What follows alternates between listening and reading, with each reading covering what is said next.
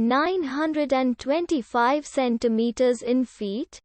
First of all, we need to know the value of 1 centimeter in feet. It's always 1 centimeter equals 0.03280839895 feet. Now we have to multiply 0.03280839895 by 925. Therefore, 925 centimeters times 0.03280839895 feet equals 30.3477690285 feet.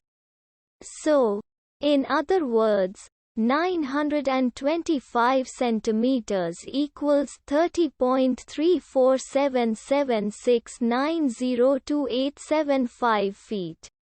We hope you have enjoyed this video. Please like and subscribe to our channel for more videos like this.